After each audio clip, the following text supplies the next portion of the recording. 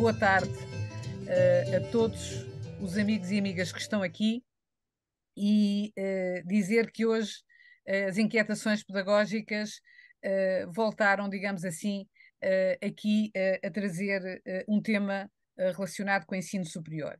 E desta vez, 2024 é um ano que é muito, digamos assim, simbólico para Portugal.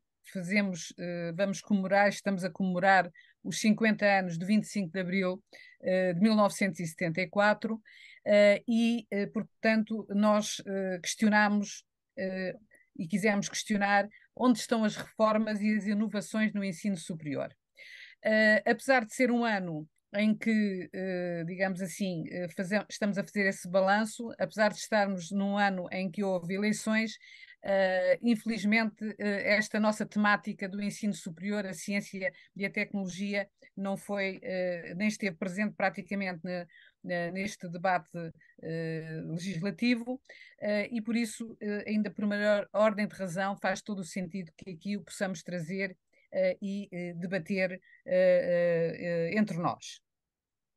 Eu vou apenas fazer aqui uma pequeníssima, digamos assim, introdução, porque realmente, como quase todos os que estão aqui, pelo menos de Portugal, ainda se recordam, nós, quando olhamos para o 25 de Abril, temos que, e o período que se seguiu, e quando pensamos e fazemos o balanço do que é que foi feito e o que há para fazer no ensino superior, quem ainda vivenciou o que era o antes e o depois de 1974, de alguma maneira pode estar orgulhoso do que se conseguiu em parte já construir. Nos anos 1970, Portugal tinha um atraso muito significativo em comparação com a maioria dos países europeus. Apenas havia, digamos assim, em 1970 e 71, para que se tenha e se possam recordar, em Portugal havia apenas universidades e instituições de ensino superior em 3 cidades, Lisboa, Porto e Coimbra, digamos assim, havia apenas inscritos nessas universidades, não chegava a 50 mil alunos, para terem essa ideia. Só no ano de 1973, com aquilo que foi conhecido pela reforma Veiga-Simão, é que se começam a perspectivar a construção das novas universidades dos institutos politécnicos.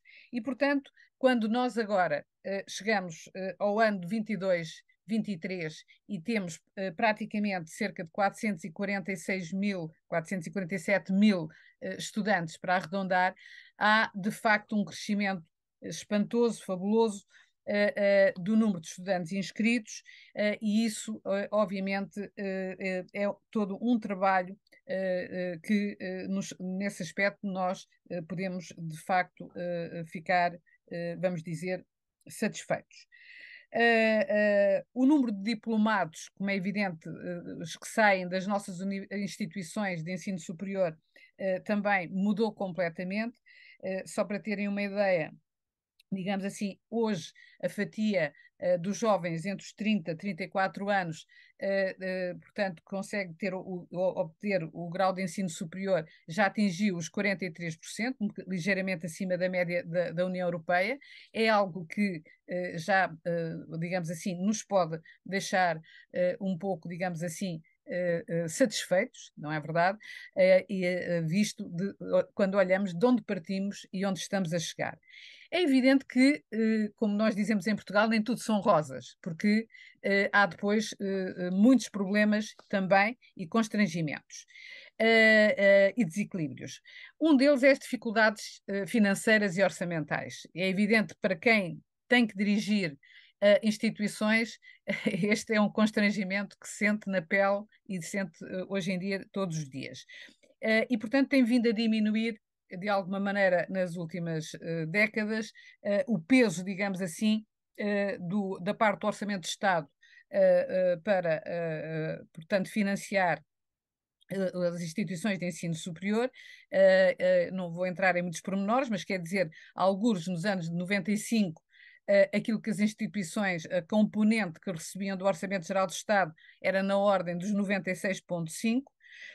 Mas em 2011 isso passa para apenas 69% e em 2020 essa componente é atualmente na ordem dos 61%, abaixo da média europeia, a Europa a 25 é na ordem dos 76% e abaixo da média da OCDE, que é 67%.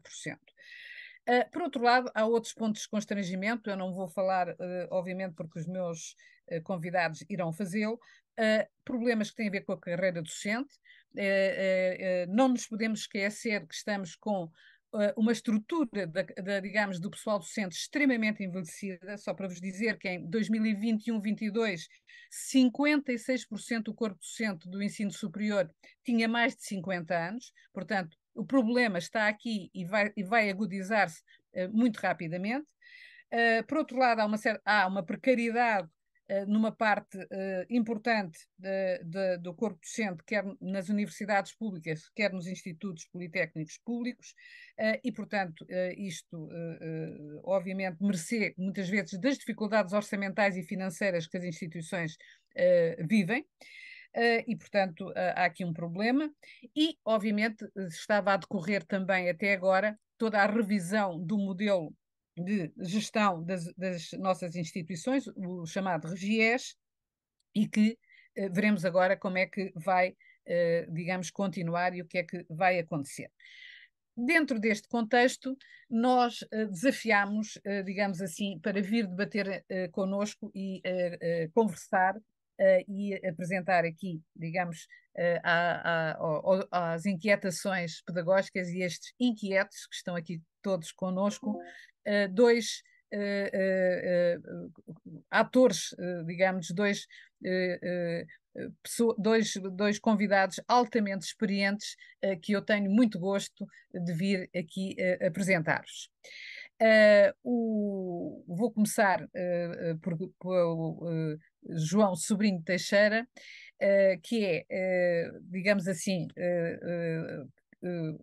que vem, digamos assim, da área da engenharia química, é doutorado, portanto, nesta área da engenharia química. É evidente que eu vou fazer uma síntese muito pequenina, só para dar-vos a conhecer.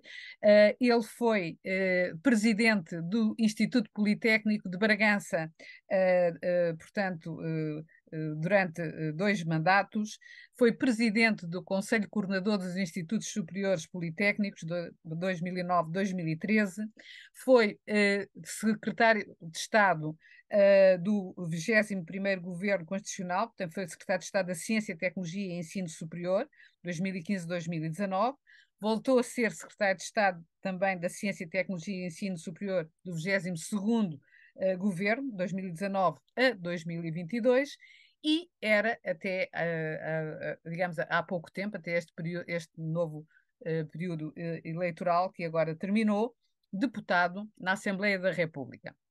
E está agora de regresso ao seu Politécnico, Instituto Politécnico de Bragança. Portanto, temos aqui o nosso professor João Sobrinho Teixeira, que nos virá aqui apresentar, digamos assim, aquilo que ele considera e perspectiva do que está e pode vir a acontecer em relação às reformas e inovações do ensino superior. Por outro lado, temos aqui a professora Hermínia Vasconcelos Vilar, nossa, digamos, reitora da Universidade de Évora, que é professora catedrática da Universidade de Évora, é doutorada na área da História, portanto, e que também é alguém que tem bastante experiência de estar à frente de órgãos também de gestão de uma universidade, também que é uma universidade também do interior, neste caso sul, também já tinha sido vice-reitora da Universidade de Évora entre 2010 e 2014, e obviamente tem trabalho de investigação nas áreas que têm a ver com as histórias, culturas e sociedades, foi diretora do Centro Interdisciplinar de História de Culturas e Sociedades e que, portanto, foram aqui estes dois, digamos, elementos que pela sua prática,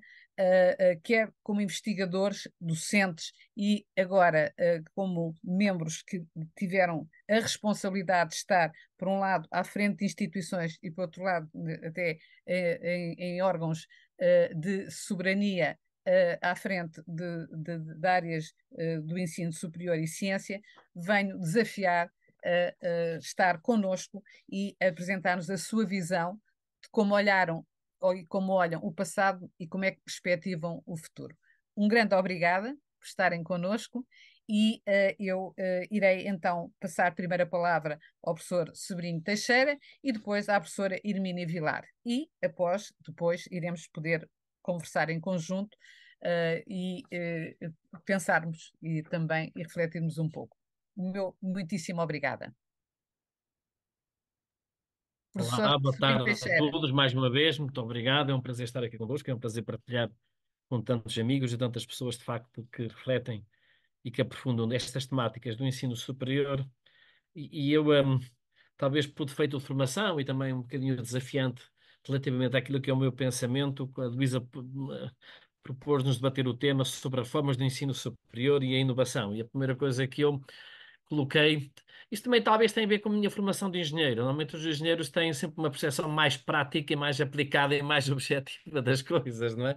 E, portanto, tem mais tendência para pegar naquilo que é o atual, o figurino, muitas vezes, o quadro legal existente e torná-lo mais eficaz e torná-lo mais eficiente. E a primeira questão que eu coloquei foi exatamente, depois também não vou alongar, que é para dar espaço aos outros colegas, que é se a questão das reformas e da inovação estão conexas, ou seja, se para haver inovação tem que haver reformas. E eu acho que não é uma coisa não é obrigatória. E acho que as reformas devem ser feitas na medida em que são necessárias, porque uma reforma traz sempre algo de novo, mas ao trazer algo de novo pode trazer algo de bom, mas traz sempre algo sobre os quais as pessoas têm que se adaptar. E nós também não podemos pensar que temos que andar de reforma em reforma. Eu até pus aí uma frase que é muito minha, que é quando o ministro sente ou pressente que as suas políticas não estão a ter eficácia, faz uma reforma para dizer que fez alguma coisa, não é? E não quer dizer que não seja, que não seja necessário fazer reformas, e nós estamos aqui a debater algumas delas, nomeadamente o RGES. Está aí o professor do Pedro Ortiz, sobre o qual o RGES vai ter que ter aqui alguma evolução, até por força de lei, naquilo que foi o trabalho que ele fez espetacularmente sobre a questão dos doutoramentos nos politécnicos, das universidades politécnicas, mas também algumas discussões sobre, nomeadamente, o grau de autonomia e a forma de eleição dos presidentes e dos reitores.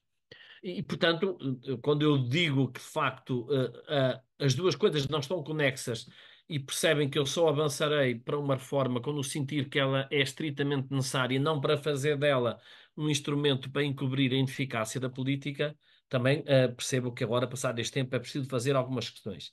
Há aí uma questão que me parece óbvia, sobre a qual a solução não é fácil. A solução é, naturalmente, procurar aqui formas sobre as quais vamos tendo novos docentes, nomeadamente docentes que estão agora em regime até de contratação parcial e que podem cobrir isso, que é o envelhecimento do corpo docente. O envelhecimento do corpo docente tem muito a ver com aquilo que a Luísa disse, que foi, houve uma grande expansão do ensino superior na década de 80 e 90. Para essa expansão contratou-se muita gente, entretanto o sistema não conseguiu ao longo do tempo expandir mais ou muito mais do que é que foi essa expansão e portanto não renovou quadros. O corpo docente foi este o necessário e agora vamos ter reformas, digamos, em catadupa, em que vai ir muita gente e portanto vai ser de facto uma pena termos aqui alguma perda de conhecimento que isso vai gerar. Isso vai acontecer primeiro nas universidades e depois vai ir aos politécnicos, pelo simples facto de que o primeiro boom de crescimento se deu nas universidades e o segundo se deu nos politécnicos. Uma das questões, por exemplo, em que eu gostava de referir, que porventura a questão de se dizer e ter que reformar nem sempre resulta numa boa reforma, tem a ver, por exemplo, com esta questão sobre da forma de acesso ao ensino superior. E, aliás, eu puxei do Pedro Lortin, nós discutíamos muitas vezes, até pela relação que tínhamos, e ele tinha uma visão também de que, porventura, seria conveniente pensar um bocadinho desta forma, na forma de acesso ao ensino superior. E eu era mais conservador, dizia eu, antes de anunciar uma reforma de acesso ao ensino superior, quero minimamente entre nós perceber que caminho vamos tomar, são depois anunciámos e depois ficamos presos ao anúncio que fizemos e depois vamos ter mesmo que fazer uma reforma, não tendo a certeza que essa reforma resulte melhor do que o que estava. E eu acho que a questão do acesso ao ensino superior, o professor Pedro Lotinho e eu discutimos formas mais criativas e, sobretudo, mais perspectivas daquilo que podia ser o impulso dos estudantes para ir para o ensino superior. Anunciou-se uma reforma e o resultado da reforma foi ser mais conservadora, foi pegar naquilo que era a atual forma de acesso ao ensino superior e torná-la ainda mais conservadora. E, portanto, acho que isto é um bom exemplo de que muitas vezes não se devem bandeirar a fazer reformas, porque depois anunciaram-se e tem que se cumprir e o resultado pode não ser o melhor. Há aqui algumas fórmulas que eu acho que a fórmula de financiamento, que é outro dos temas que eu acho que era interessante discutir, e acho que isso era de facto interessante discutir para se perceber uma reforma que pudesse fazer aqui uma fórmula ou uma forma de financiamento que fosse mais interessante para o país, porque nós estamos constantemente a discutir formas de financiamento, e esta foi mais uma também, em que discutimos a forma como distribuímos o dinheiro e procuramos arranjar a forma mais justa e equitativa de distribuir esse dinheiro. E eu não contesto que as fórmulas encontradas sejam justas e equitativas. O problema é que estas formas encontradas de financiamento são sempre formas que são reativas, ou seja, elas reagem mediante aquilo que está a acontecer. E reagindo mediante aquilo que está a acontecer, o epílogo desta questão é que os mais fortes tornam-se cada vez mais fortes e os mais fracos cada vez mais fracos. E eu acho que uma forma de financiamento devia ser baseado naquilo que a gente quer de cada instituição e em função da sua missão. Ou, portanto, sendo muito mais prospectiva relativamente ao futuro do que reativa face àquilo que está a acontecer. Pela razão que eu estou aqui a dizer. E, portanto, acho que se devia trabalhar era o que é que o Politécnico de Bragança, nós queremos que o Politécnico de Bragança faça, e tendo em conta a sua missão, de certeza que é diferente daquilo que a Universidade de Lisboa vai fazer. E, portanto, ter iguais critérios para prosseguir missões diferentes, não sei se, por mais justo que seja, nós temos muito essa obsessão da justiça, por mais justo que seja, não me parece que seja, porventura, o mais correto. Vou só fazer um intervalo. Eu, quando estava no Ministério, e cada vez que discutimos uma coisa, eu dizia: se nós criarmos aqui algo, isto é só para discutir a questão da justiça, que não tenha pelo menos 10% de erro, o que criamos não vale a pena fazê-lo. Porque nós temos a opção de fazer coisas que não têm erros. Tendo a opção de fazer coisas que não faz erros, normalmente o que fazemos é pouco mais que nada, porque naturalmente tudo aquilo que avança e é criativo tem que ter em si mesmo uma percentagem aceitável do próprio erro. Terminando, o que é que eu achava que era aqui interessante?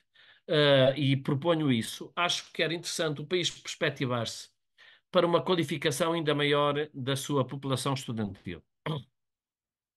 Uh, Nós ainda agora discutimos e vimos o nosso primeiro-ministro muitas vezes referir que, porventura, a ultrapassagem de certos países da Europa de Leste em termos do PIB per capita, do PIB per capita e até do PIB em paridade do poder de compra, também mais este, se devia muito ao facto desses países terem já uma população trabalhadora muito qualificada, não?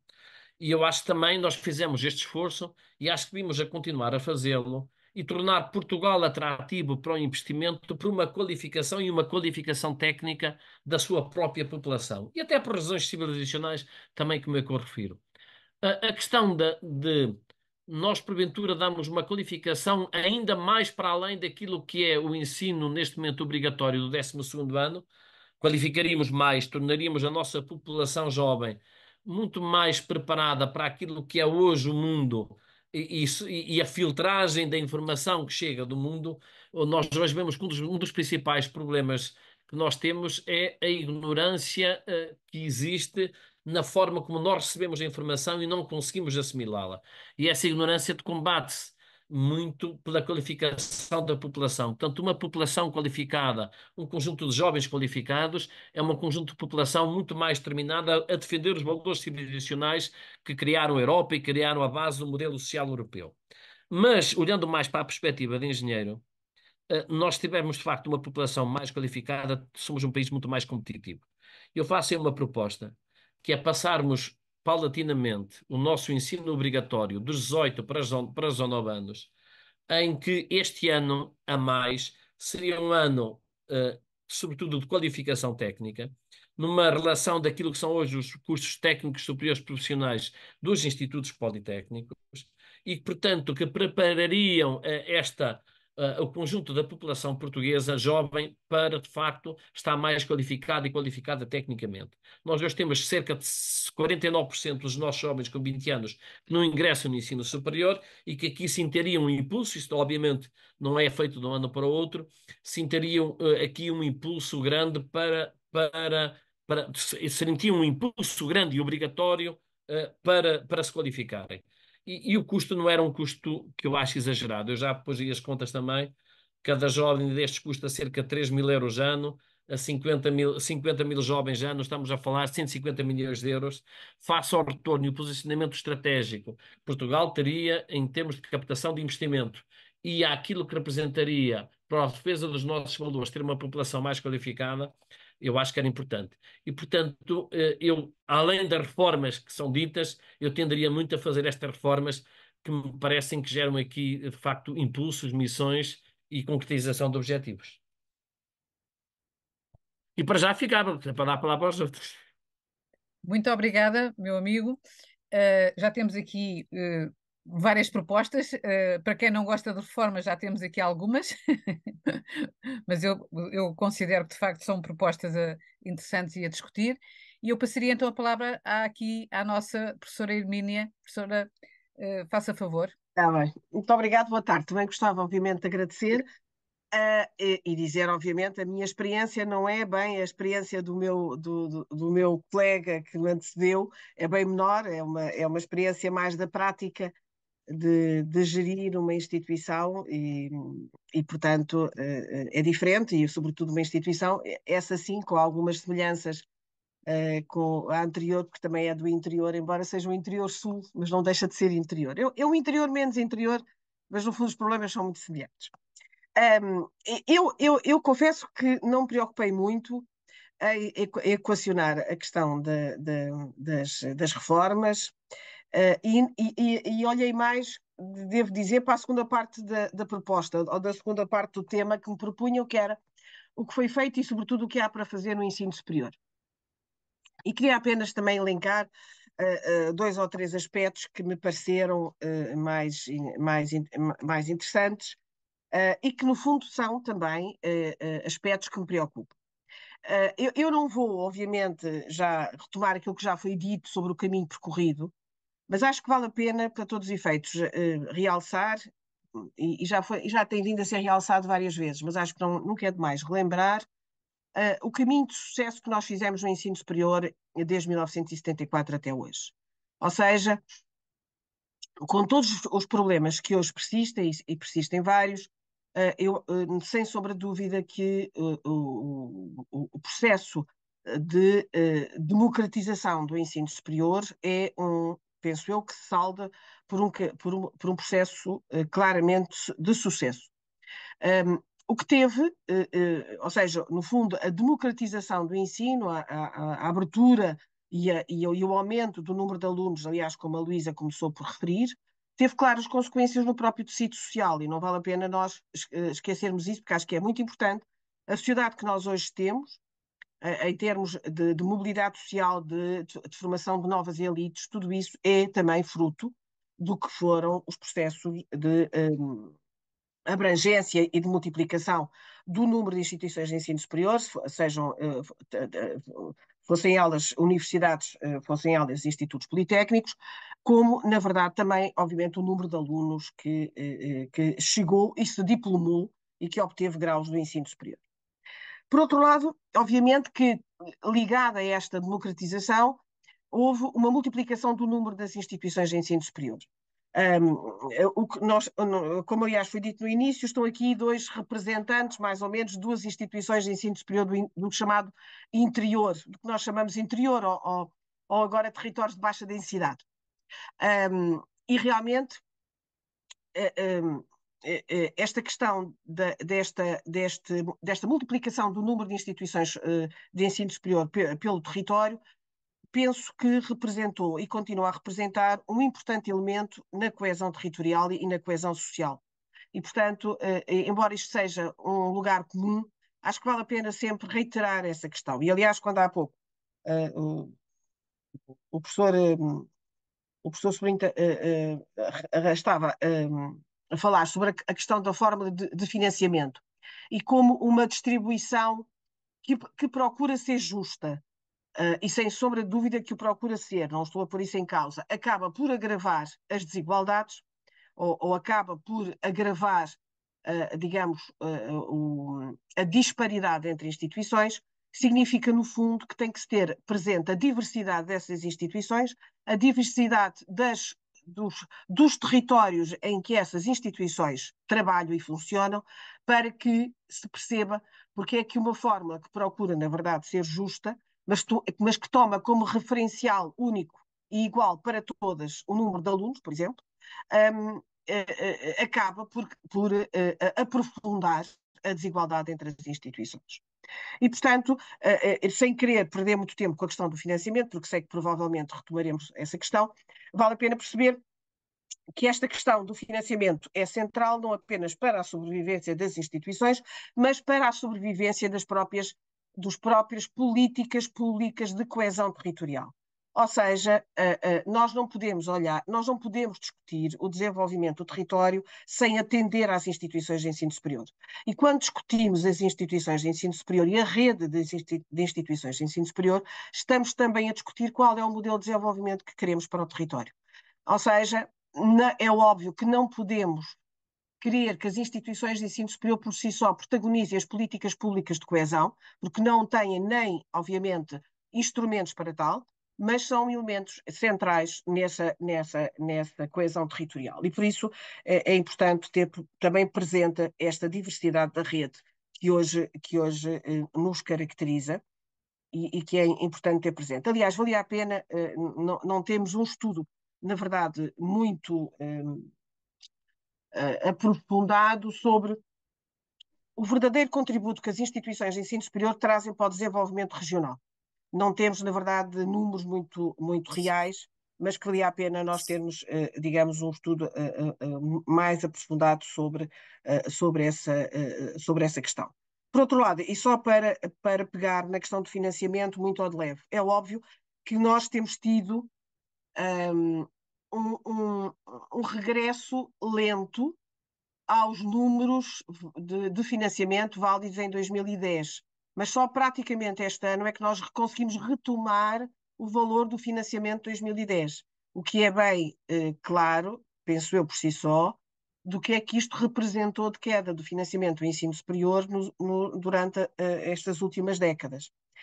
E isso fez com que, no fundo, as instituições de ensino superior tivessem que ter recorrido a outras fontes de financiamento, nomeadamente investigação e projetos, para fazer face às despesas que têm, obviamente, aumentado. Portanto, vale a pena perceber que realmente só ao fim praticamente de 14 anos é que nós retomamos os níveis de financiamento de 2010 e já não estou a ir a anos anteriores em que o financiamento era ainda mais elevado. Por outro lado, a questão, e deixando agora de lado a questão do financiamento, há mais 2 ou 3 desafios que eu gostaria aqui de deixar apenas enumerados. Um deles, obviamente, já foi mencionado, é a revisão dos documentos enquadradores do ensino superior. O RGES, que tinha sido iniciado, e eu, sinceramente, acho que há vários aspectos no RGES que deviam ser revistos. Já foi mencionada a questão da fórmula de eleição do presidente e do reitor, que acho que merece ser revista. No entanto, isto não põe em causa algo que o RGES trouxe, que foi a introdução de elementos externos, por exemplo, no Conselho Geral, o que eu acho que é uma vantagem, e quando eu às vezes não concordo com o modelo de eleição a partir ou centrado apenas no Conselho Geral, no entanto, concordo inteiramente e acho que é um dos aspectos positivos a introdução de elementos externos à Universidade ou ao Instituto Politécnico no Conselho Geral. Mas há que, na verdade, fazer a avaliação e a revisão do RGES, tal como do ECDU, tal como do Estatuto da Carreira de Investigação Científica, que, aliás, havia já uma proposta e que ficou um pouco pendurada agora nos últimos meses, mas cada vez mais impõe-se a revisão destes documentos enquadradores, tendo em conta que a realidade evoluiu e nós continuamos a ter documentos que não refletiram a evolução dessa realidade. E, portanto, e também aqui vale a pena ter presente que nós temos que ter um documento enquadrador, não temos que optar obrigatoriamente por modelos absolutamente estanques e estabilizados da organização, ou seja, há que também, numa futura revisão, na minha opinião, abrir a possibilidade para a flexibilidade das organizações internas, mantendo, obviamente, algum core comum, mas abrir a porta para a diversidade e a flexibilidade. Por outro lado, uma outra questão que eu gostaria aqui de realçar tem a ver, isto liga-se, por um lado, ao envelhecimento do corpo docente, que eu não vou aqui retomar porque já foi aqui falado, mas com uma outra questão que é as alterações demográficas previstas para o curto prazo. Não nos podemos esquecer que a diminuição da população e a previsão da diminuição da população vai colocar muitos problemas. E os níveis de diminuição previstos, nomeadamente para a região centro e para a região norte, neste momento são bastante significativos e vai criar problemas em todo o sistema de ensino, mas nomeadamente, e agora neste caso, no sistema de ensino superior. E isto liga-se exatamente depois a outra questão, que é a introdução ou a integração cada vez maior de novos públicos para as instituições de ensino superior. Para além da questão do cumprimento do nível de licenciados que Portugal se propôs em 2030, há também que pensar noutras questões, noutros problemas que têm a ver, nomeadamente, com a necessidade de requalificar gerações etariamente mais avançadas. Hoje em dia, a questão da introdução das microcredenciais trouxe essa questão da requalificação para o debate e para o dia a dia das instituições, mas procurando pensar para além do PRR, portanto, para além de 26, valia a pena também pensar como é que nós poderemos continuar a requalificar gerações, por um lado, e por outro lado, também como enquadrar os nossos doutorados, que têm aumentado significativamente, cada vez mais no tecido empresarial. São dois problemas que não estando completamente conectados, me parece que merecem alguma atenção, ou seja, no fundo, a abertura a novos públicos, por outro lado, também dar saída a esses novos públicos, nomeadamente doutorados, que ainda hoje não são e não têm integração fácil nas empresas. Os índices que nós temos de contratação de doutorados por parte das empresas é relativamente diminuto, o que significa que há aqui também ainda um trabalho a fazer nessa área. Por outro lado, e para terminar, só mais duas ideias. A necessidade de apoiar a crescente internacionalização das instituições de ensino superior, nomeadamente não apenas através das alianças europeias, que no nosso caso não têm, digamos, um apoio claro, ao contrário do que se passa com outros países europeus, mas que são, no fundo, elementos muito importantes para a internacionalização das instituições de ensino superior. Por outro lado, a questão das infraestruturas e isto liga-se com o limite orçamental.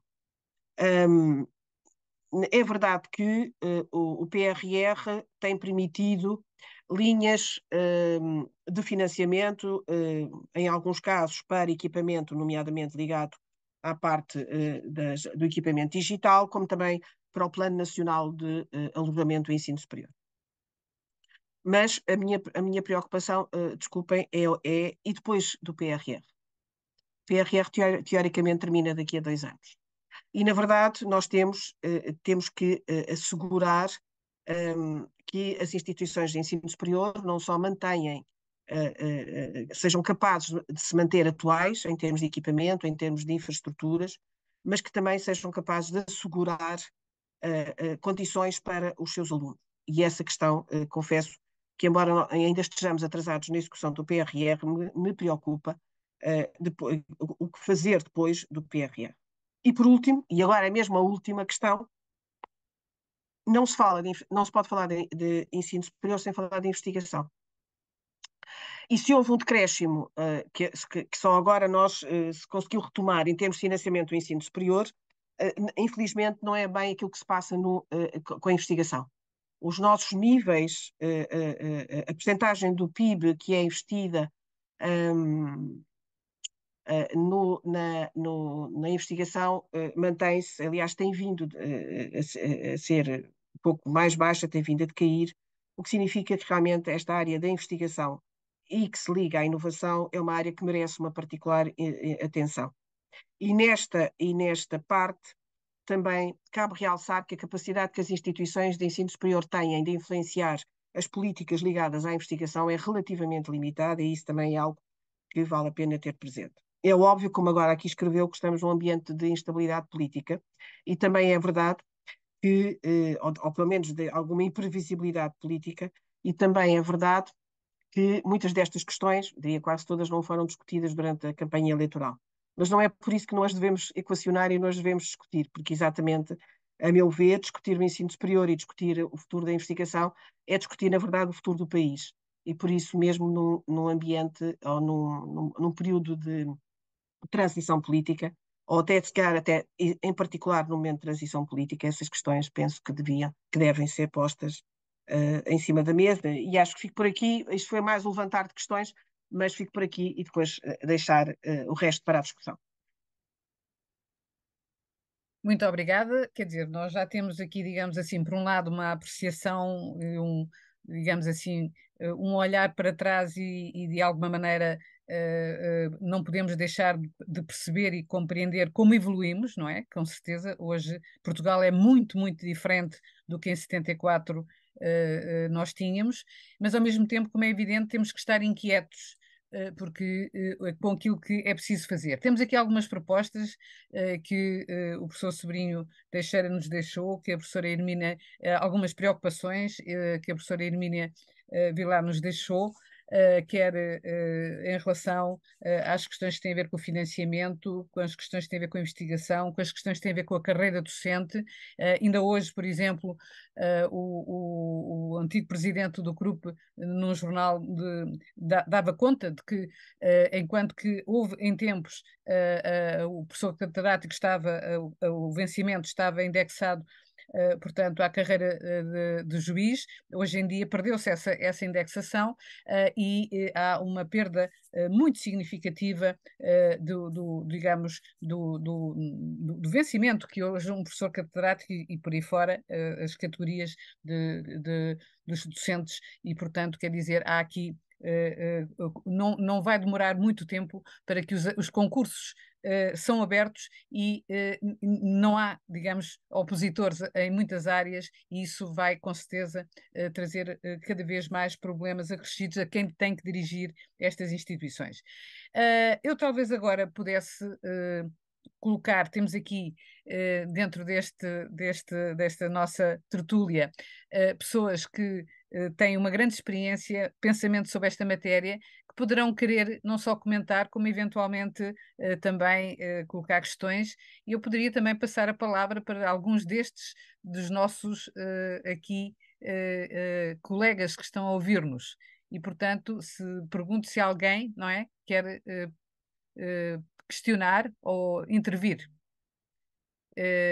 Aqui eu vou pedir que me façam chegar essa informação, quem quer fazer-se ouvir aqui. Portanto, alguém quer colocar alguma questão ou perguntar alguma questão aos nossos oradores? Luísa, Portanto, temos aqui o professor João Oliveira, que é da Universidade Federal de Goiás, está aqui está em Portugal a fazer o seu pós-doutoramento e foi presidente da ANPAI durante alguns anos. Então, João. então, duas questões. Uma eu coloquei no chat, né? Eu acho que esse conjunto de problemas, desafios que foram colocados, eles se dão num contexto mesmo de transição política, como está ocorrendo em Portugal, mas como ocorreu também no Brasil, né, de maneira muito intensa, em que normalmente nos governos de extrema direita você tem cortes orçamentários, intervenções antidemocráticas, e eu havia colocado aqui o que se pode esperar, né, em Portugal, frente a esses desafios e problemas aqui colocados, se há espaço, evidentemente, para avançar na direção, né, dessas propostas e de superação desses desafios.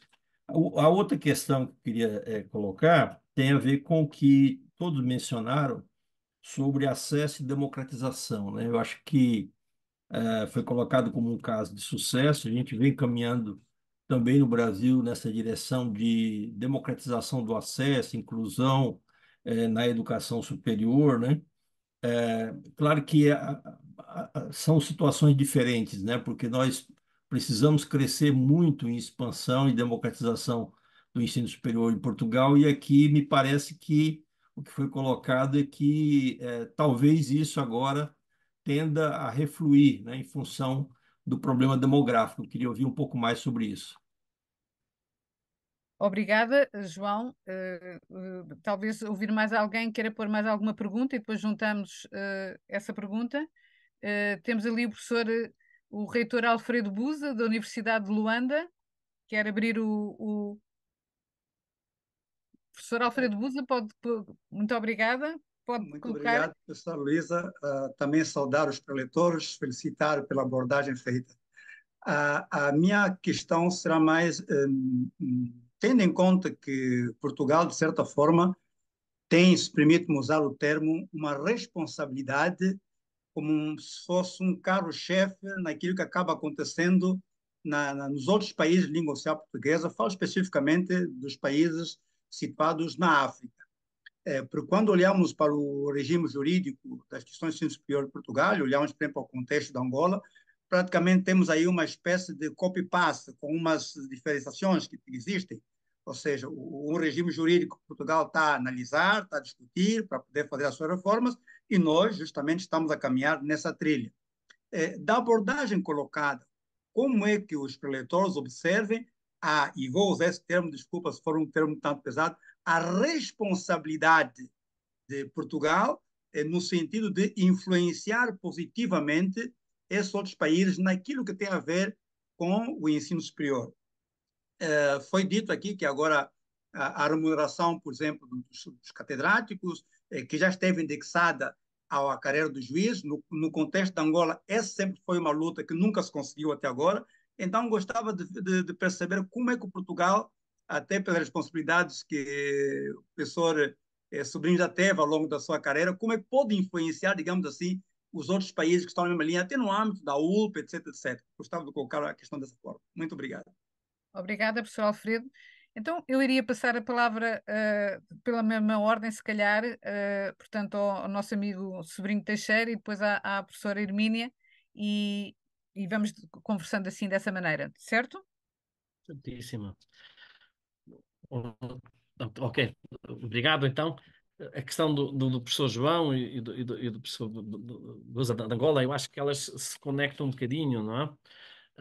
O professor João perguntava-nos como é que era, eu percebo, quer dizer, o Brasil está a falar ainda de um sistema de expansão para dar cobertura àquilo que é a necessidade de qualificar a sua população, e nós estamos preocupados com a retração, tendo em conta, de facto, digamos, aquilo que é a realidade da pirâmide etária em Portugal, e que a professora também Irmíndia falou.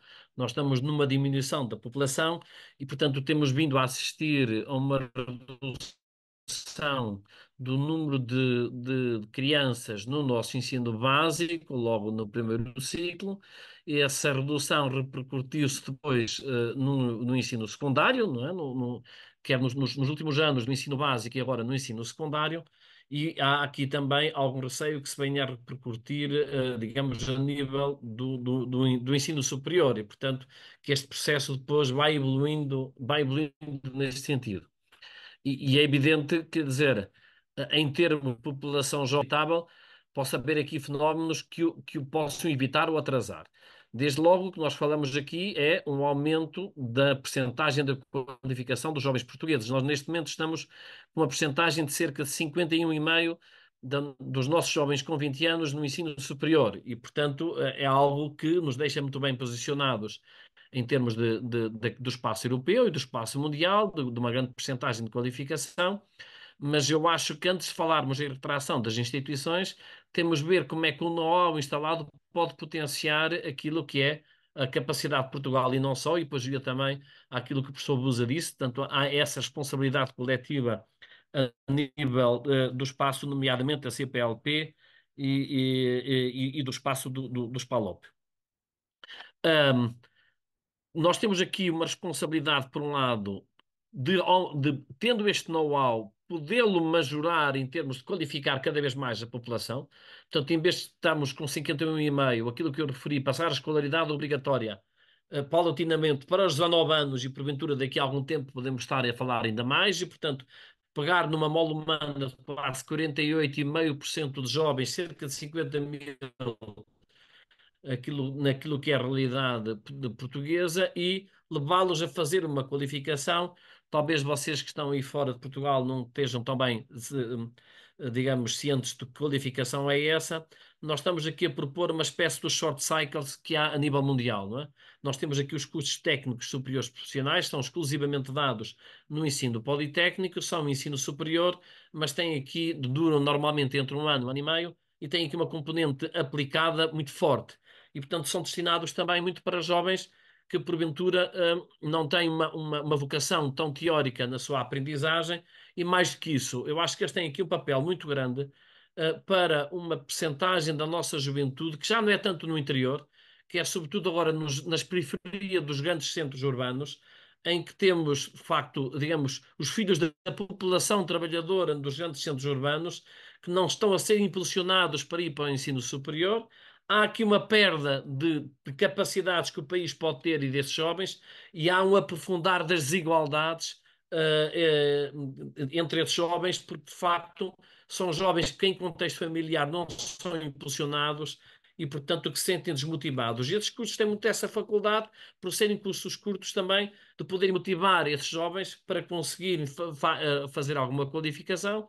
E nós temos tido uma política muito correta em Portugal, que é, seja qual for a qualificação e os passos intermédios da qualificação que se vão obtendo, esses passos são sempre passos que nunca são inibitórios do prosseguimento, de facto, da qualificação a nível posterior. Pelo contrário, ou seja, nós procuramos depois que alguém que obteve um diploma, neste caso de técnico superior profissional, vá para o mercado de trabalho ou possa, depois de estar mais motivado, ainda conseguir mais qualificação. Portanto, vemos sempre isto não como uma estratificação, mas como um impulso para podermos conseguir mais qualificação.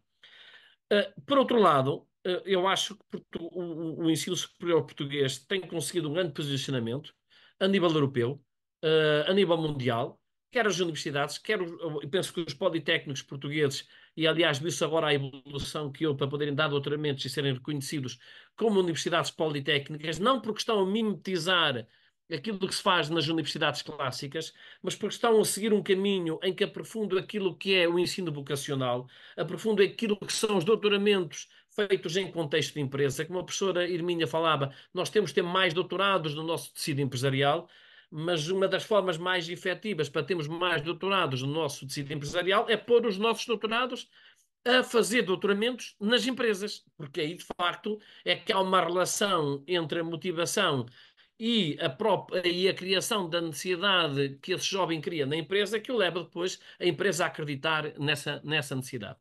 E, portanto, isto para dizer, quer a nível de universidades, quer a nível dos politécnicos, nós temos hoje um sistema de ensino que deixa Portugal muito bem posicionado a nível internacional. E agora há aqui um espaço que eu gostei muito de ver o professor Alfredo Busa. Acho que há aqui um espaço de responsabilidade coletiva, histórica e de futuro, de fazermos uma qualificação global daquilo que é o espaço da lusofonia. Eu fui sempre um grande entusiasta da ULP, também da Forges, desses dois organismos que, de facto, procuram juntar o que é esta realidade. E, portanto, se Portugal já tem este know-how, quer qualificando os jovens desses países aqui em Portugal, quer, sobretudo, ajudando ao crescimento, de facto, da potencialidade do ensino superior no espaço da CPLP e no espaço dos PALOP, eu acho que isso é um contributo que nós temos para aquilo que é a nossa relação histórica, mas é um contributo de futuro, não é? Ou seja, uma afirmação global de que o espaço da CPLP é um espaço qualificado, culto, e é um espaço onde é que se torna atrativo investir, isso traz um retorno coletivo para todos. Se nós nos ajudarmos uns aos outros, globalmente iremos ter esse resultado também no futuro em termos globais. E, portanto, eu acho que, de facto, esta potencialidade que Portugal tem, acho que deve ser aproveitada, como eu referi, para este retorno e também para um crescimento global do espaço da lusofonia, quer qualificando cá, quer, sobretudo, ajudando ao crescimento daquilo que é o espaço da CPLP. Eu só terminava que eu tenho havido várias discussões sobre a reforma da rede de ensino superior. E eu gostava só de dar também só uma ideia. A reforma da rede de ensino superior e, sobretudo, fazendo as contas que já foram aqui, que é como vamos ter cada vez menos jovens portugueses, porventura, a ingressar no ensino superior nas formas clássicas que nós estamos a perspectivar este ingresso, então temos que estudar como é que vamos fazer a retração do nosso ensino superior, nomeadamente fazendo fusões de instituições, e que essa fusão das instituições levaria a uma espécie de salvação das próprias instituições. A fusão das instituições desta perspectiva levaria a uma diminuição global daquilo que é a soma das instituições que vão fazer a fusão, não é? E, portanto, o que eu acho que nós devemos pensar, sinceramente, é, tendo esta capacidade que nós temos, como é que qualificamos cada vez mais franjas da população portuguesa que não estamos a qualificar, que ainda são 48,5, e como é que nós potenciamos esta capacidade no espaço internacional para a afirmação de Portugal e para a afirmação da CPLP. Portanto, muito mais interessante que andarem a falar em reduções e fusões é ver como é que o podemos fazer. Eu falo aí muito mais interessante saber como é que se podiam fazer consórcios entre as nossas próprias instituições, em que não houvesse perda de qualquer autonomia das instituições consorciadas, mas que as instituições que se consorciam para se afirmar, por exemplo, internacionalmente e, portanto, terem aqui uma oferta conjunta de pujança e de afirmação internacional. Eu acho que o que vale a pena é falar como é que nós vamos poder cumprir e crescer, muito mais como é que nos vamos desgraçar face àquilo que são essas perspectivas. Muito obrigada, professor Severino Teixeira. Aliás, penso que há muito boas experiências que algumas das nossas instituições do interior podem partilhar com alguns dos países de língua portuguesa. O Politécnico de Bragança é um deles, porque muitas, e a Universidade de Évora é outro, porque muitas vezes se seguíssemos apenas, e eu vou dar um exemplo, peço desculpa, algumas das orientações que, como organizações da OCDE, que às vezes chegam cá, não conhecendo a cultura nem o que se passa muitas vezes com profundidade nos países, e apresentam uma receita tipo, que é, vocês estão numa diminuição demográfica, reorganizem-se e fechem os que estão com menos procura, quer dizer, é a receita tipo. Mas essa receita tipo não serve para o país, sobretudo para a questão que a nossa professora Hermínia Vilar pôs, a questão da coesão territorial e o desenvolvimento do país como um todo. E nós temos aqui muito boas experiências que podemos, digamos assim, partilhar com colegas. É evidente que países como Angola estão a viver exatamente o contrário, não é? Quando a gente faz uma projeção da população em idade escolar em Angola é exatamente o oposto. Mas quer dizer, muitas vezes há experiências que podem ser partilhadas por outra ordem de grandeza. Há as mesmas dificuldades em encontrar as fontes de financiamento, há as questões de formação do pessoal docente que nós tivemos que fazer muito rapidamente e que Angola tem que fazer a sua formação do pessoal docente e que nós podemos também, digamos, partilhar e experienciar. Mas, Luísa, deixe-me só realçar aquilo que o professor Alfredo Busa disse, que eu concordo inteiramente, e faça a realidade daquilo que é o sistema de ensino na lusofonia e o nosso próprio. Olhamos à responsabilidade coletiva da qualificação da CPLP e dos PALOP. Eu acho que isso deve fazer parte das nossas missões, não é da missão de Portugal, é da missão dos países que de facto fazem parte da CPLP. certo. Minha amiga, por favor. Então, pronto, já muita coisa foi dita e, portanto, sem querer repetir. Eu coloquei aqui a questão da diminuição dos problemas demográficos, mas atenção, nós, apesar de tudo, o ensino superior português não tem conhecido nos últimos anos uma diminuição do número de candidatos ao ensino superior. Pelo contrário, portanto, até tem havido um aumento de candidatos ao ensino superior, porque exatamente nós não atingimos ainda, aliás, os valores que podemos atingir em termos de acesso ao ensino superior dos nossos jovens. Eu falava muito mais em termos de previsões demográficas. Neste momento, os últimos anos, aliás, não este ano, mas o ano anterior, foi o máximo de candidatos ao acesso ao ensino superior. Agora, isto, obviamente, é importante ter presente que a capacidade de qualificar não passa apenas pelos jovens de 18 anos, passa por outros grupos etários, e essa questão também é importante que se tenha presente quando nós falamos no ensino superior, ou seja, nós não podemos ter apenas como horizonte de trabalho exclusivamente os jovens que atingem os 18 anos e que ingressam no ensino superior. Portanto, há que diversificar, e isso também tem a ver com a própria forma como as instituições de ensino superior foram evoluindo, não é? Ou seja, nós hoje já não olhamos nem mesmo as universidades, já para não falar nos politécnicos, já não olhamos as universidades como espaços fechados que estão apenas virados para a formação de elites, não é? Ou seja, cada vez mais as instituições, sejam elas de maior dimensão ou menor dimensão, têm que estar muito mais ligadas ao espaço territorial e muito mais abertas, digamos, à comunidade do que, digamos, há umas décadas atrás, da forma como nós imaginaríamos o que era uma instituição de ensino superior. Por outro lado, é óbvio que nós temos dado aqui prioridade neste discurso à questão dos jovens, ou digamos, pré-universitários ou universitários, como o professor Sobrinho Teixeira deu, mas exatamente, eu quis realçar a questão dos doutorados, porque o nível de doutorados que nós temos vindo a produzir é bastante elevado. E previsivelmente esse número manter-se-á, se não mesmo aumentará nos próximos anos. E não é uma questão só de os integrar, é de a própria sociedade e a própria rede empresarial poder retirar as vantagens exatamente de nós termos um número de doutorados bastante elevado.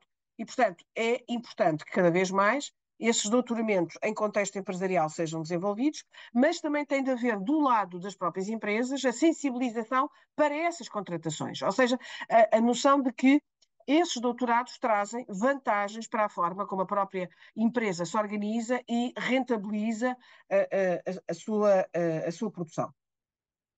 No que diz respeito, nomeadamente, à questão que o professor Alfredo Busa colocou, sem sombra de dúvida.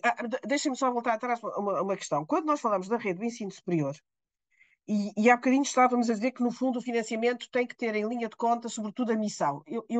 Eu concordo inteiramente, mas a questão é, nós não podemos achar que a missão ou a especialização é apenas para alguns. Isso é que eu também não sou muito a favor. Ou seja, quando nós olhamos para a rede, e eu também concordo que, no fundo, se tem que fazer opções em termos de rede, ou seja, se tem que fazer opções no sentido que as instituições devem digamos, indicar as áreas privilegiadas, as áreas estratégicas de desenvolvimento, mas essa opção é uma opção que tem que percorrer toda a rede, ou seja, não pode ser um problema apenas de alguns, tem que ser um problema de todos, ou seja, a identificação de áreas estratégicas de desenvolvimento. Portanto, não é apenas para que alguns que, exatamente por estarem em contextos mais frágeis, esses têm que se especializar e outros não. A questão da responsabilidade de Portugal, eu mais do que a responsabilidade de Portugal, eu diria que é a responsabilidade de quem partilha uma língua que, apesar da diversidade, é uma língua comum e que é rica exatamente na diversidade que os diferentes países que fazem parte dos chamados países de expressão portuguesa lhe dão essa riqueza à língua. Realmente a língua como elemento é um veículo eu acho que é um veículo de aproximação dos povos na sua diversidade e que é uma diversidade muito rica que, na verdade, os países de expressão portuguesa nos permitem perceber o quão rica a língua portuguesa pode ser. Mas significa isto que esta responsabilidade tem que ser uma responsabilidade partilhada entre nós todos. Ou seja, cada vez mais eu acho que, sem sombra de dúvida, gostava, nós temos a responsabilidade de ajudar, não é eu nem é de ajudar, é de contribuir para o desenvolvimento dos países de expressão portuguesa, mas o que nós devemos ter como horizonte é a criação de um verdadeiro espaço de ensino superior nos países de expressão portuguesa. Ou seja, onde seja possível, hoje em dia, é muito mais uma rotação que visa que os alunos dos países de expressão portuguesa venham para Portugal, mas que no futuro haja, na verdade, uma verdadeira circulação de jovens entre num espaço de ensino superior cada vez mais partilhado entre nós. Eu acho que esse devia ser cada vez mais o nosso objetivo de trabalho, que haja esse espaço comum de partilha de formações, de partilha de intercâmbio de estudantes e de professores e também, cada vez mais, de intercâmbio de projetos, porque acho que, no fundo, tem que passar muito por aí também o futuro dessa colaboração entre os países de expressão portuguesa, ou seja, essa responsabilidade tem que ser cada vez mais a responsabilidade partilhada de criar um espaço comum, um espaço comum de formação e de investigação assente numa língua que nos é comum. E, portanto, não é querer alijar a responsabilidade, é dizer, acho que ela deve ser realmente cada vez mais partilhada entre nós, visando esse objetivo. Muito obrigada. Possivelmente haverá outras perguntas, já vamos aí. Deixem-me só pegar só um bocadinho ainda na questão do financiamento. É assim, o haver uma forma de financiamento não invalida que tenha que haver, e eu penso que é uma das outras questões que nós devemos aqui discutir, uma abordagem à questão do financiamento plurianual. Portanto, eu penso que deve haver, saiu agora, digamos assim, a nova fórmula em portaria, não é? Já muito recentemente, mas haver um contrato, digamos, que devia ser celebrado para cada instituição, porque no fundo cada instituição tem um seu contexto e tem possivelmente, digamos assim, que definir os seus objetivos. E isso, por exemplo, na Europa acontece com alguns países, ou pelo menos em alguns períodos, houve a possibilidade de haver uma programação plurianual que é acordada entre os governos e as instituições e dar essa capacidade plurianual das próprias instituições poderem, digamos, planear aquilo que vão poder, digamos, desenvolver e como desenvolver. E essa capacidade plurianual de fazerem, digamos assim, e terem capacidade de planear é, obviamente, em termos financeiros e depois desenvolver as suas atividades de forma planeada, obviamente muito importante. E não devemos perder, digamos, associada a uma fórmula, haver contratos que sejam, digamos assim, estabelecidos com objetivos definidos. Portanto, não se deve perder essa ligação. Só um pormenor. Temos aqui já pedidos de mais intervenções. Eu não sei quem é que pediu primeiro, mas quer dizer, tenho aqui a professora Ana Betancourt a pedir a palavra e a professora Teresa Vasconcelos. E, portanto, vou passar primeiro, talvez, à professora Ana Betancourt. Quer fazer-se ouvir, então, faça favor. Tem que pôr o som a funcionar.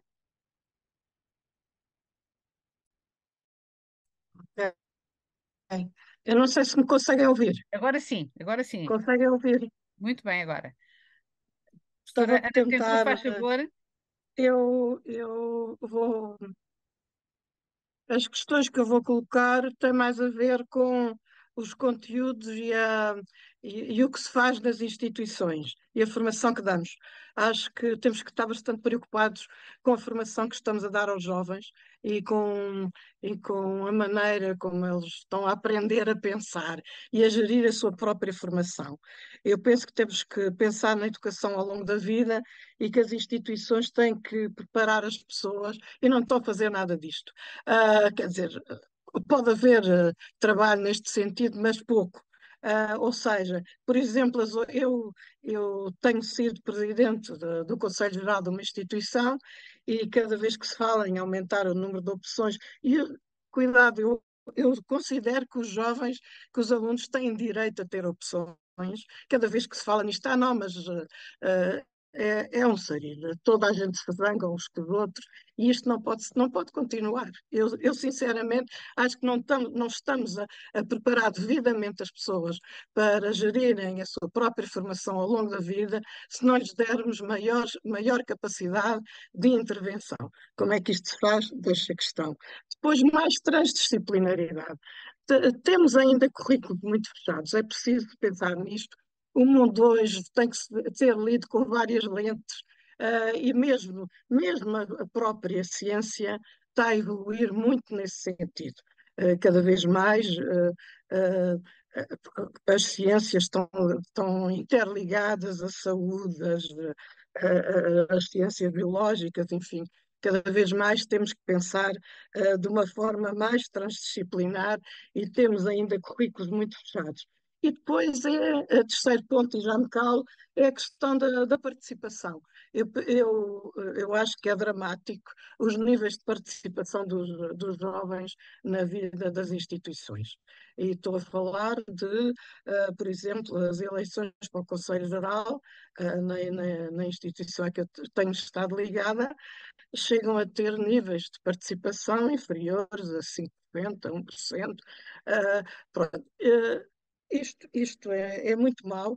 Penso que quando se diz, mas o problema é dos jovens, têm que participar mais, é dos jovens, mas também é das instituições. As instituições fazer alguma coisa para dar vontade de participar, para criar, digamos, participações pertinentes, ações pertinentes do ponto de vista dos jovens.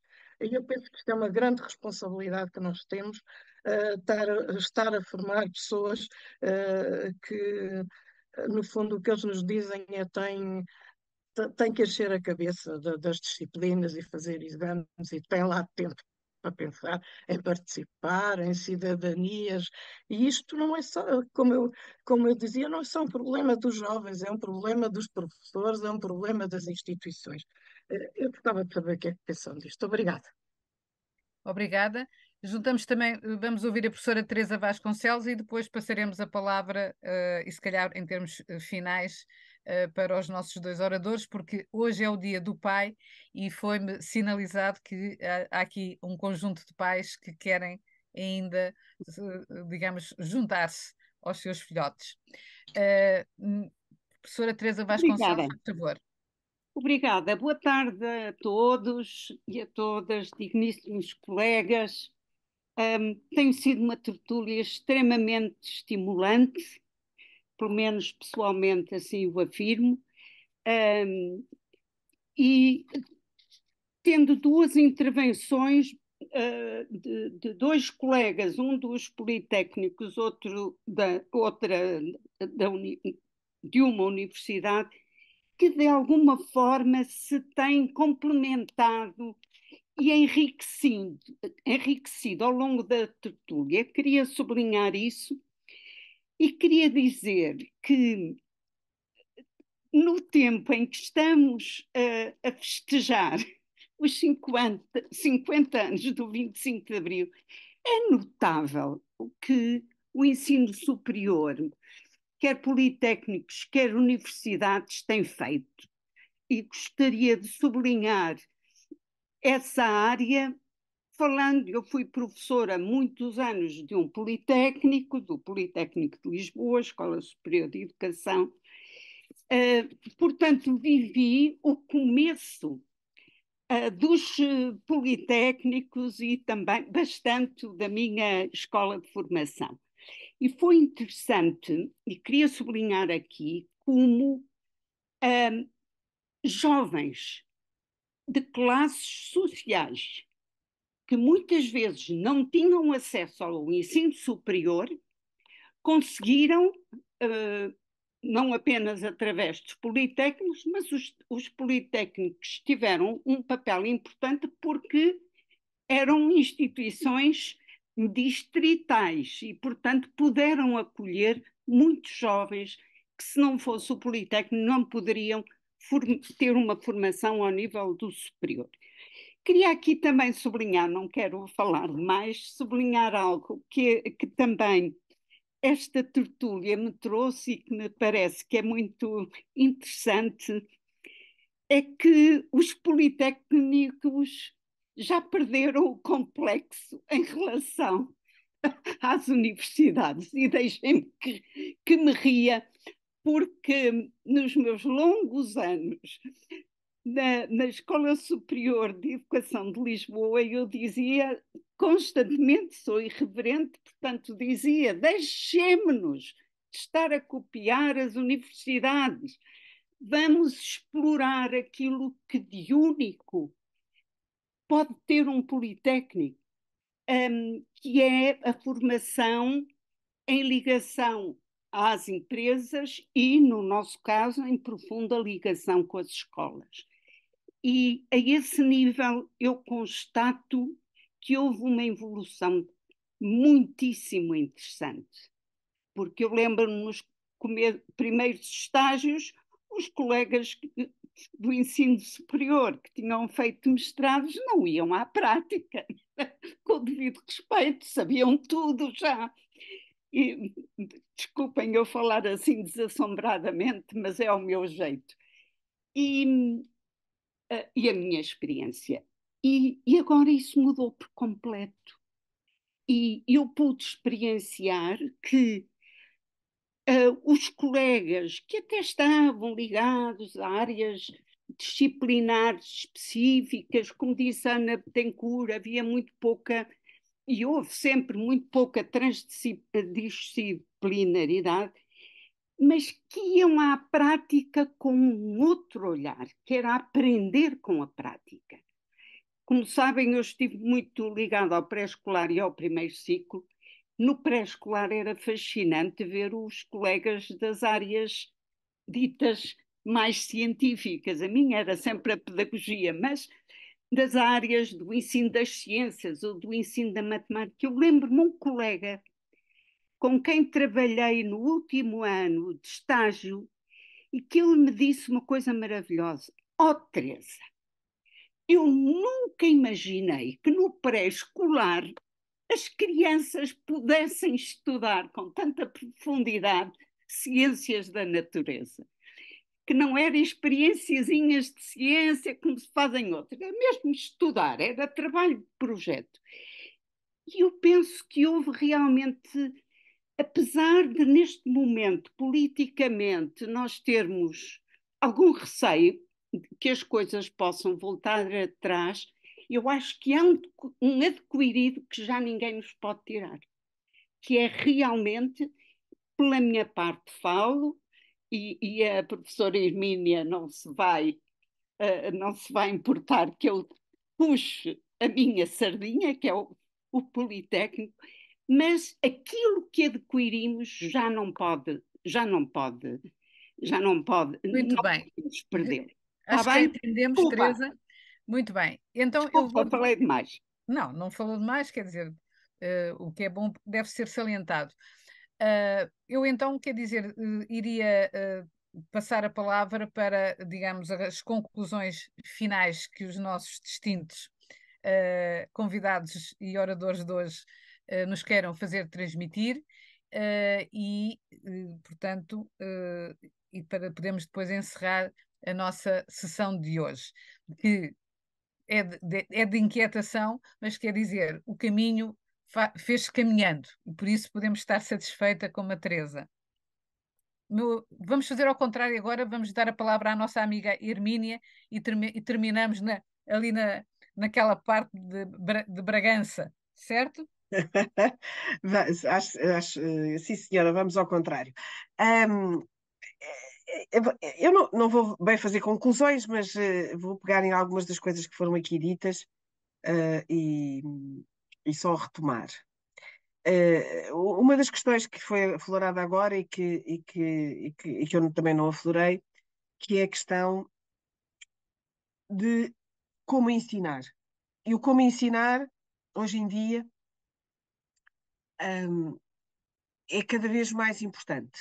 E é uma pergunta que exatamente ultrapassa a questão da universidade ou do politécnico, porque é algo, e na verdade ultrapassa os vários níveis de ensino.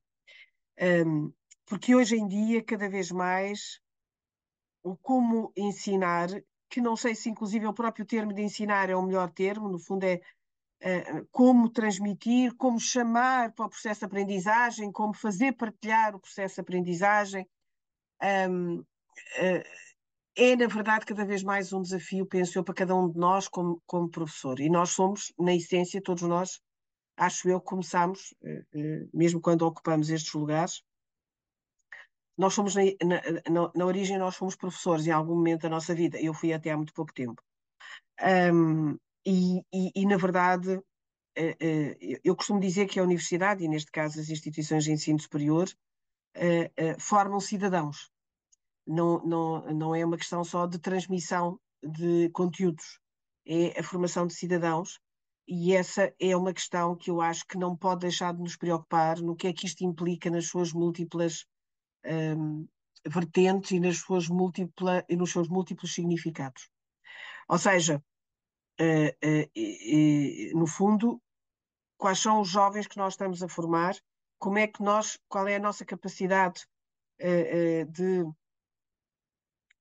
contribuir, não é de influenciar, porque eu também não queria utilizar o conceito de influência, mas qual é o nosso contributo para a formação desses jovens, e, sobretudo, qual é o nosso contributo para a formação desses jovens e para a sua capacidade crítica, para a sua capacidade de análise do que os rodeia e para a sua capacidade, exatamente como a doutora Ana Bettencourt estava a dizer, de participar naquilo que são hoje os grandes problemas que se colocam à comunidade, mas também de participar naquilo que são os desafios da instituição em que se integram. Um dos problemas, sem sombra de dúvida, que nós temos, eu sinto isso em Évora, mas não deve ser apenas na Universidade de Évora, é a pouca participação dos jovens nas eleições, nos momentos que não são praticamente os momentos de ensino. Ou seja, esta noção, aparentemente a perda da noção de que estar numa instituição de ensino superior é a oportunidade de partilhar uma série de experiências que não ocorrem apenas em contexto de aula, mas que ocorrem também em contexto externo à aula.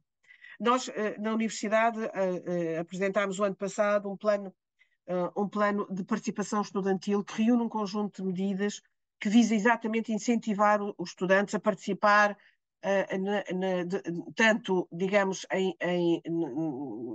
na componente mais política, digamos, da vida académica, das eleições, dos órgãos, mas também mesmo em estruturas sociais de voluntariado. Ou seja, que visem exatamente incentivar essa participação. É um programa que exatamente que nós chamamos o PIP, que é um programa de participação estudantil, porque achamos que era um dos problemas com o qual nós temos que lidar, o aparente afastamento, o aparente desinteresse dos estudantes em relação a iniciativas que nós achamos importantes. Portanto, no fundo, esta disparidade e aparentemente este caminho divergente que também sobre o qual temos que refletir. Porque é que esta divergência existe e se essa divergência tende a agravar-se ou não e como é que nós ultrapassamos essa divergência. Portanto, isto só por si daria aqui uma outra discussão, que é, obviamente, a questão da inovação pedagógica, a questão de chamar cada vez mais, ter cada vez mais programas que, obviamente, congreguem diferentes disciplinas, diferentes abordagens, que nem sempre, e mais uma vez, a nossa legislação facilita e não é facilmente adaptável exatamente à renovação dos questionários e à criação de cada vez mais de questionários transdisciplinares. Ou seja, e por isso eu há bocadinho dizia a necessidade de flexibilizar, de pensar organizações que possam ser flexíveis, não obrigatoriamente a organização em áreas científicas estanques e separadas. E, no fundo, as nossas estruturas internas das instituições também refletem essa repartição das áreas científicas. Portanto, como é que isso é possível de ultrapassar? Acho que é algo que nós também devíamos equacionar quando tivermos a capacidade de rever os documentos enquadradores do ensino superior. Por outro lado, a questão da Universidade Politécnica, só muito rapidamente. Eu talvez, por vir de uma universidade do chamado interior, eu nunca tive problemas em me articular, nomeadamente com os politécnicos da região do Alentejo. Naturalmente, acho que nós nos articulamos e, portanto, nunca vi muito bem esse conflito. Agora, articular não implica questionar a diversidade. O sistema é diverso. Teoricamente, o sistema é diverso e não há nada mal em ser diverso. Pelo contrário, ou seja, essa diversidade do sistema, nós temos é que perceber se queremos manter a diversidade. Se queremos manter a diversidade, há complementaridades, há articulações, exatamente como foi dito, há muita coisa que se pode fazer em comum e de forma complementar, sem questionar a identidade nem a diversidade do sistema. E, portanto, penso que essa questão, na verdade, não é para mim uma questão, devo dizer, central naquilo que eu acho que são os problemas do futuro para o ensino superior. Acho que a questão do futuro do ensino superior, e agora querendo acabar, eu acho que nós temos mesmo que pensar o que é que queremos para o ensino superior no futuro. O ensino superior nesta diversidade e o que é que queremos para a investigação no futuro.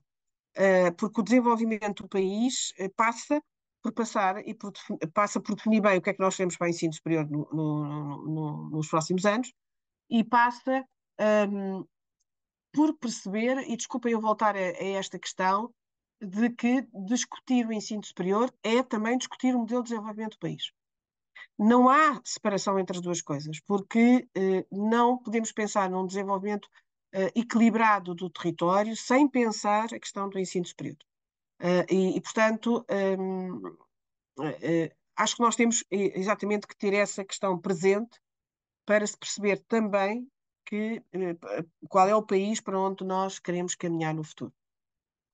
E pronto, não me quero prolongar mais. Muito obrigada, nossa reitora da Universidade de Évora. Passo a palavra ao sobrinho Teixeira, presidente do Politécnico de Bragança, para terminar. Bom, olá. Bom, a primeira coisa, Luís, é só um reparo à sua expressão quando se referiu ao sobrinho que está lá em Bragança. Eu quero dizer que Bragança não está Não está unicamente longe. no interior de Portugal, nem é a cidade mais longe de Não, Lisboa. Nós estamos não. no centro da Península Ibérica, portanto estamos Eu numa sei. situação geoestratégica muito mais vantajosa, não é? Como sabe, está bastante próxima mesmo, não é? Bom, fora esta brincadeira. Nós estamos a brincar, ele sabe que eu sou meia transmontana, Eu portanto. sei, eu sei. E ainda aquilo que a professora Irminha, só a última parte que ela referiu, que eu acho que ambos temos essa experiência, e é a importância que a rede de ensino superior tem de facto hoje para o desenvolvimento das regiões, só quem não está cá é que não se apercebe.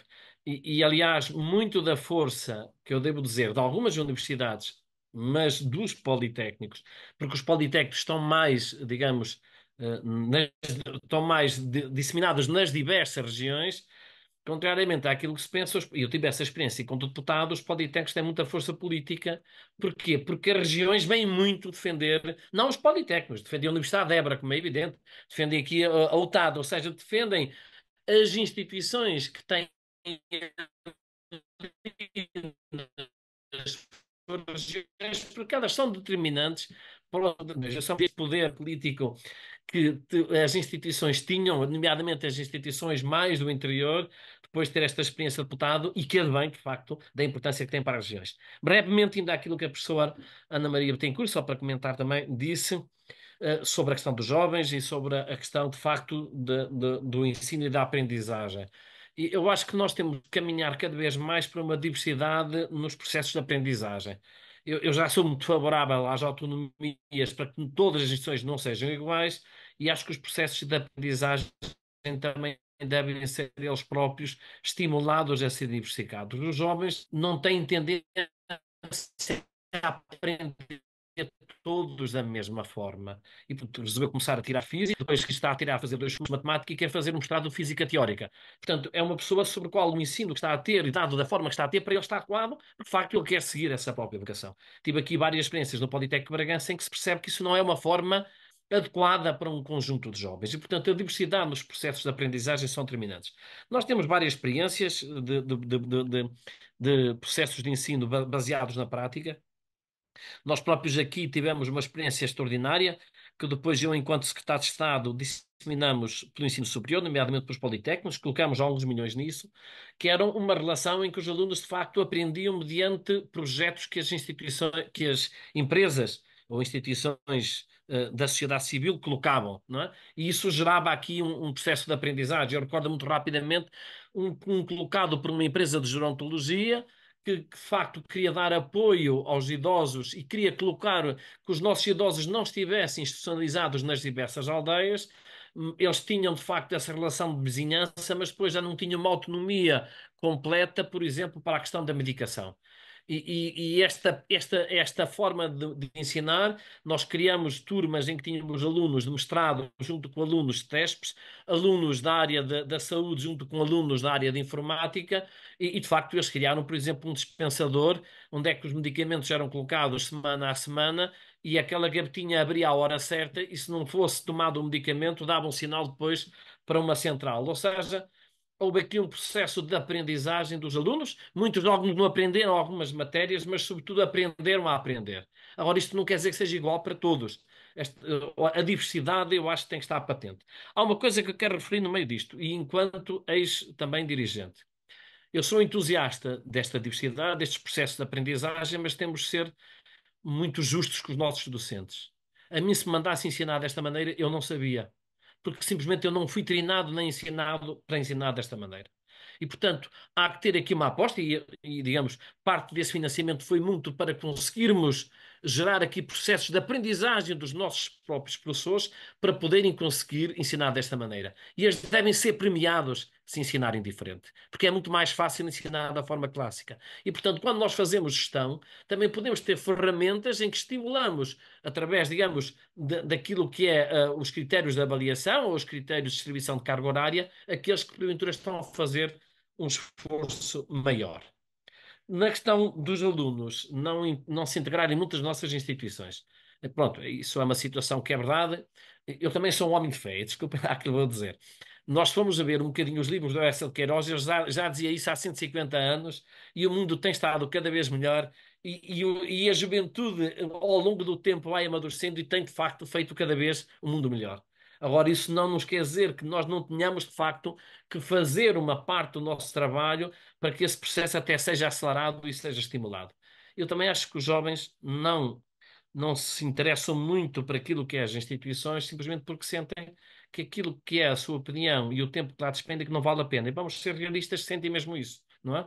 Nós, digamos, temos nos Conselhos Gerais, não é só a representação, se é 15%, se é 30%, se é 40%. Sentem que a opinião deles acaba, pois, por ser secundarizada face a um conjunto de opiniões que depois são sobrevalorizadas, como nos conselhos pedagógicos. Nós somos defensivos e pomos sempre uma paridade mais um do corpo docente para tornar o processo em si próprio, digamos, conservador ao longo do tempo. E não há mal em que a gente seja conservador. Agora, nos próprios Conselhos Gerais, se calhar, mais do que fazer. Se calhar podemos chamar uma reforma, mas podemos fazer uma inovação. Há determinadas matérias que têm muito a ver com os alunos e em que, porventura, a relação da percentagem que conta para a decisão naquele assunto pode não ter que ser a percentagem sobre a qual há a representatividade do próprio Conselho Geral. Portanto, eu acho que também temos que inovar dentro dos próprios órgãos decisórios, de maneira que matérias que têm mais a ver com determinado corpo seja mais dado mais força a esse próprio corpo, independentemente dessa representação. Fazer com que os jovens sintam e digam, não, eu fui lá e eu consegui. É como a minha experiência de deputado. Eu fui lá, olha, consegui reduzir o IVA da areira. Eu fui lá e consegui, de facto, com que as barragens passassem a pagar em mim. Portanto, também há que caminhar, de facto, nesse sentido. Para terminar, só referir aquilo que a professora Teresa Vasconcelos disse e que me apaixona, desde logo a democratização no acesso ao ensino superior e aquilo que foi. ou a professora está para falar para uma pessoa que veio de uma aldeia transmontana, perdão, e em que comigo convivia um conjunto de jovens com tanto ou mais capacidade que eu, e eu, do meu tempo, fui o único que fui estudar, porque era o único que tinha recursos, não por ser melhor que os outros. E hoje é um orgulho imenso saber que na minha aldeia não há nenhum jovem que não esteja a estudar no ensino superior, exatamente pela rede de ensino superior que nós criamos, que eu digo que é o maior património de obra do pós-25 de Abril. E depois, para terminar, já eu procuro sempre ter, digamos, uma paixão coletiva pelo ensino superior, mas já que a professora Teresa também falou na questão do sistema politécnico, eu também não posso deixar, por toda a vida que dediquei, também a minha manifestação da minha satisfação pela evolução que se fez, digamos, no próprio processo, que foi superintendido pelo professor Pedro Lorti, que eu tive a sorte de estar na Assembleia da República para poder fazer com que o processo acontecesse digamos, perceber o poder também que tem o ensino superior, nomeadamente o ensino superior do interior. Sabe porque é que os politécnicos chegaram aqui? Porque fizeram o caminho que deviam ter feito. Eles de início, porventura, podem não ter feito logo. Porque eu ainda me recordo que o ser diferente era ser igual às universidades, mas menos um bocadinho. Ou seja, para ser prático não se podia ser licenciado, só se podia ser bacharel. Depois não se podia ser licenciado, tinha que tirar depois um SES. Houve uma visão inicial que o aplicado era igual ao outro, mas menos um bocadinho. E felizmente nós corolamos este processo em que essa diferença não existe. Todos podem dar os mesmos graus e todos vão ter a mesma dignidade em termos de designação. Mas foi por um caminho afirmativo e eu senti isso.